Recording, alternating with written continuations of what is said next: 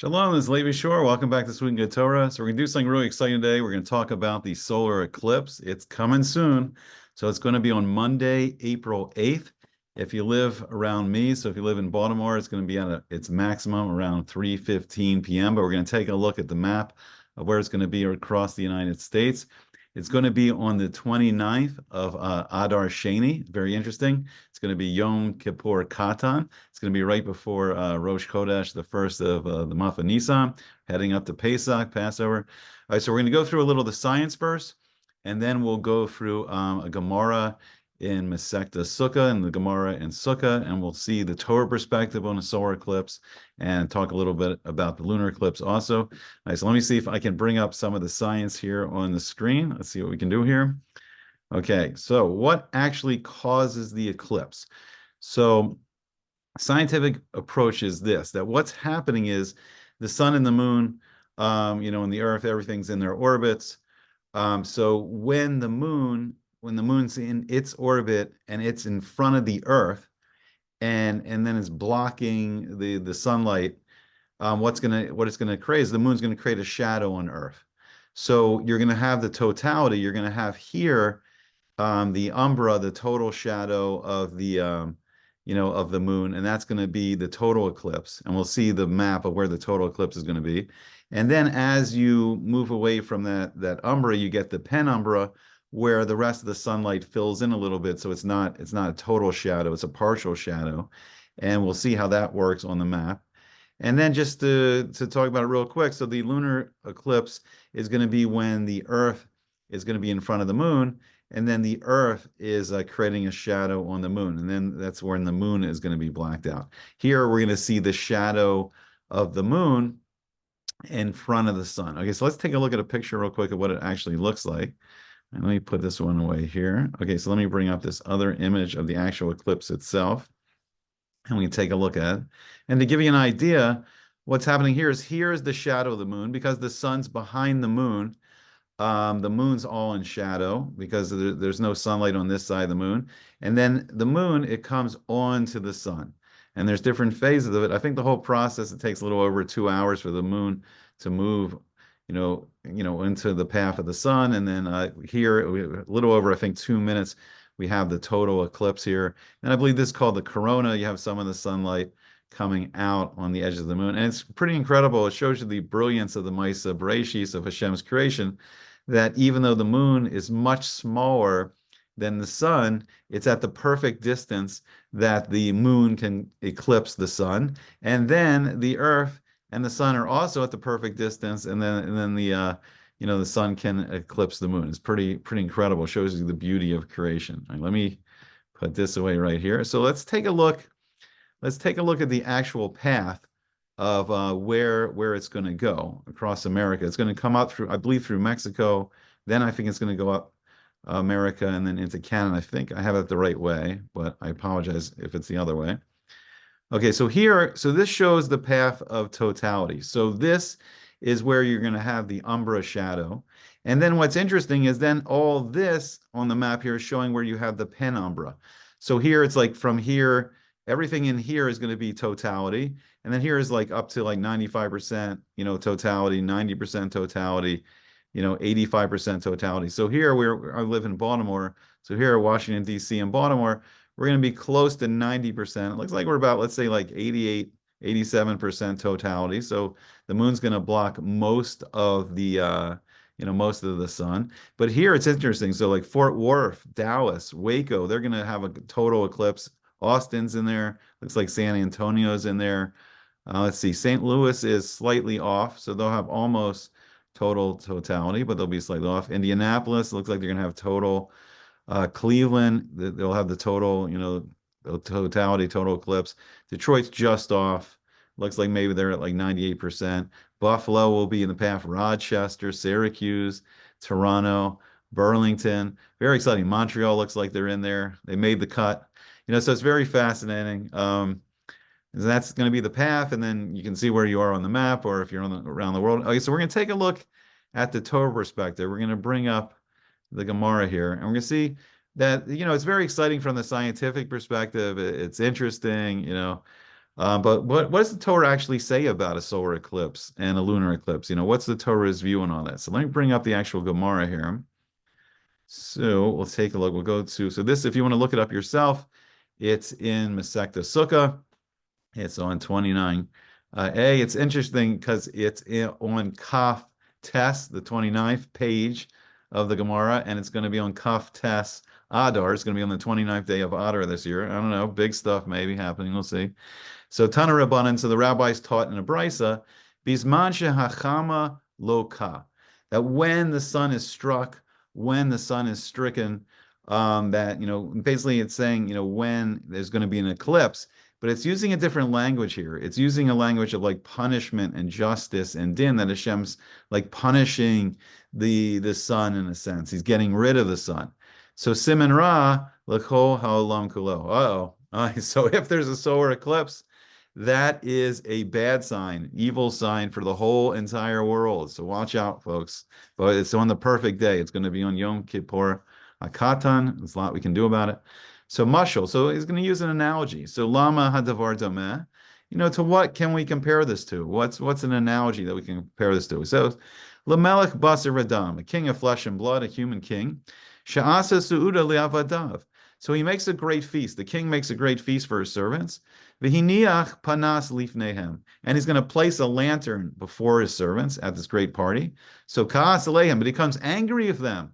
V'amar le'avdo, and he says to another servant, he says, tol panas mifnehem. He says, take away that lantern. If you ever go to a beautiful like wedding or bar mitzvah or chasana or siyum, people will put out beautiful candles all over the room. You'll have like, chandeliers. You have the light, reflecting in multicolor, reflections off the chandelier, and it's beautiful.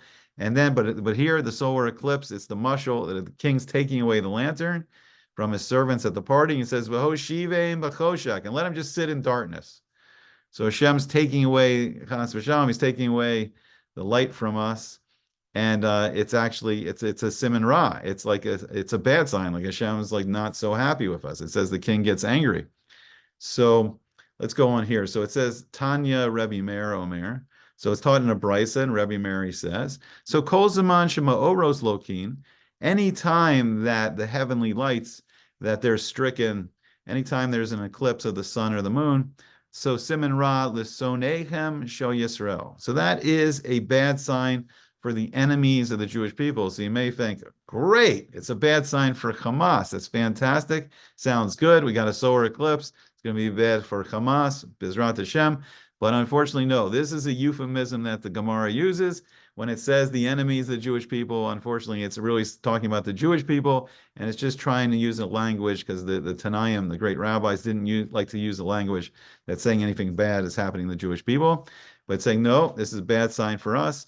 Mifnei melumadim b'makosechem, because we unfortunately have learned from our beatings. Unfortunately, like over Jewish history, just recently, the horrible massacre on October the 7th, a modern day pogrom. We had the another pogrom on the 1929 Hebron massacre. I mean, the great destruction, the ultimate destruction, the Shoah, the Holocaust, the destruction of Europe, the Chorban Europa. I mean, the massive destruction. And then all throughout Jewish history, many pogroms, the Inquisition, many crusades, the destruction of the first and second temple. So unfortunately, we're used to this. And this is a sign that we need to do teshuvah. We need to, change what we're doing. So mashol l'sofer sheba levesa sefer uritzua biyado. So it's like the teacher, he's teaching his young students, and he comes to the school and he's got a strap in his hand. We're not, the worst my students get nowadays is just get sent to the principal's office, which can be, who knows, that can be pretty brutal sometimes. So mi doeg. So which student's going to get worried about to send someone to the principal? Who's going to get worried? Mi shiragil lilkos b'chol yom vayom hu doeg. So the student that's used to acting up and get sent out of class, or in the olden days, used to get the strap or the little wooden paddle thing going on. So that guy's going to get worried. That student's going to get worried because he's used to getting in trouble. And unfortunately, the Jewish people throughout our history, right, we're used to a lot of these yisurim, these things coming upon us. Okay, so Tana Rabbanan, the rabbis taught in a baraisa, when the sun is struck, when the sun is stricken, when there's a solar eclipse, siman ra lagoyim. So this is a bad sign for the nations. Levana loka siman ra lesonehem show Yisrael. So this is interesting. So it says a solar eclipse is a bad sign for the other nations. And if you want to look at this, so the Western world, founded out of the Roman Empire, there's a solar calendar. So if there's going to be a solar eclipse, it would seem like that would be a sign for the Western world, for the Roman world, because they're following the solar calendar. And then Levana loka, when there's a lunar eclipse, Siman Ra Lisonehem Show Yisrael. It's a sign, but unfortunately, it's going to be a bad sign for the Jewish people. You would think maybe the Ishmaelim, maybe the Arab nations, because they have a lunar calendar, but the Jewish calendar is also a lunar calendar, because Mifnei Yisrael Monim La Levana. We count by the moon, because we also really count a lunar year. I believe it's 354 days. But every 2 to 3 years, we add a leap year like we have this year. We add the Adar Sheini, the second month of Adar, and that keeps us, aligned in the correct seasons for all the holidays. The Goyim Lachama, and the nations for the sun. Okay, so the nations for the sun. So let's see what happens if there's a solar eclipse here. So Lo Kaba Mizrach, Simen Ra Yoshvev Mizrach. So if there's a solar eclipse in the Eastern world, if there's a solar eclipse that can be seen from Israel and Russia and China and Japan, if something, or let's say Australia, if something happens in the East, that's where the solar eclipse is. It's a bad sign for the people living in the East. But we're not going to get so lucky on this one, because this one's going to be right over America, right over North America. So, but if the solar eclipse is in the West, Siman Ra Yoshve Ma'arav. It's a bad sign for us in the West. It's a bad sign for us in Europe and Africa, North America, South America. Hashem's giving us a sign that we need to change what we're doing. We need to change up. We need to change up gears here, So, Be'emsa Harakia, if it's in the middle of the sky, could mean like right over Eretz Yisrael, which is kind of in the center of the world. If it's right over Eretz Yisrael, that's a Siman Ra L'Chol Halam Kolo. Then the whole world better take notice, because Hashem's giving a sign for the whole world. Okay, so this is interesting. This is how does the actual eclipse appear? So Panav Domin Ladam. So if like the sun looks very red during the eclipse, Cherev Bali Olam, then it's a sign, and the sword's coming to the world. It means there's war coming to the world, and Chas v'Shalom, there's plenty of war going on right now between Israel and Hamas, with Hezbollah and Iran threatening from the north. And then Russia, it seems like, I don't know, it seems like more countries are starting to get involved in the Russia-Ukrainian war. So unfortunately, it seems like we're living in a time that war is spreading. So Lasak, but if it looks like, here it says sack, but sackcloth, Rashi says it's like dark goat hair.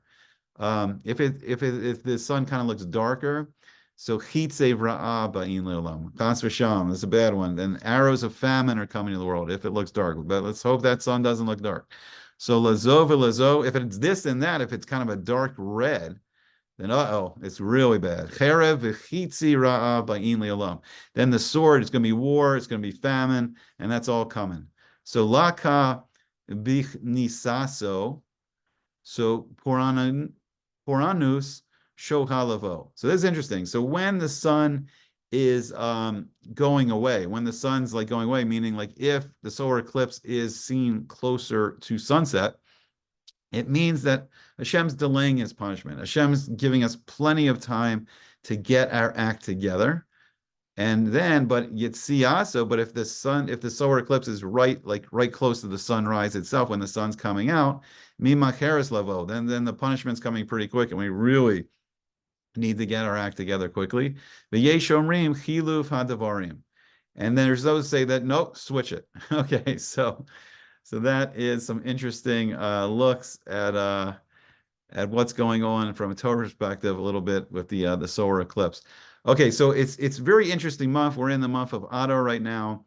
This year has been extremely interesting. The Rosh Chodesh Adar, the first of the month of Adar Sheini, was exactly lined up with the first day of Ramadan, the fast of Ramadan. And then this solar eclipse, according to the Gemara, could go many different ways. So it could be bad for the entire world. It could be bad for like Edom. It could be bad for like the Roman Empire of the West, like all the Western powers, or it could be bad chas v'shalom for the Jewish people. But it's coming on in the best day it could possibly happen. It's coming on Adar Sheini, the 29th of Adar Sheini, which is Yom Kippur Katan. It's a day that a lot of people have a minhag to fast on that day and do teshuvah and prepare ourselves for the beautiful Rosh Chodesh of Nisan. Pesach's coming, Passover is coming. So this is a great time for us. But there is a lot of strife in the world. There's a lot of strife in Israel with the government wanting to draft all the yeshiva students into the army. And there's a lot of strife just between Israel itself and Hamas, and then the growing tension between Iran and Israel, and then Iran acquiring the nuclear missiles, and Iran was firing a tremendous amount on the American soldiers. And so there's a lot of that growing. And then in America itself, there's a lot of tension because the Biden administration has freed up like $100 billion to Iran, and it's financing a lot of their terrorist activities. And then recently, they're putting a lot of pressure on Israel to stop, like in some ways, to just like lose the war to Hamas, not rescue the hostages, chas v'shalom, in Rafah. Rafah is the final part of the war against Hamas, where Bezrat Hashem, all the hostages will finally be released after all this time. And Bezrat Hashem, we will see a lot of them alive, even though they've suffered so much, and they can come back to their family and their friends and come back to Eretz Yisrael and come back home. I mean, even though they are home, but they're not home. And they can see a destruction of this wicked Hamas. Okay, I hope you enjoyed it. We should really enjoy, in some ways, these solar eclipse, because it's this tremendous heavenly event that Hashem is putting together. But the Torah is telling us that Hashem is not so happy, and He's letting us know it's a simon that we should do teshuvah, but it's a perfect day for teshuvah and fasting. So mixture of yira, and simcha, and we're heading into Nisan. So Bezrat Hashem, we can turn it all around and see things really turn into a better direction. Oh, I hope you enjoyed it. Like, share, subscribe, all the good stuff. I hope to see you back again soon on Sweet and Good Torah.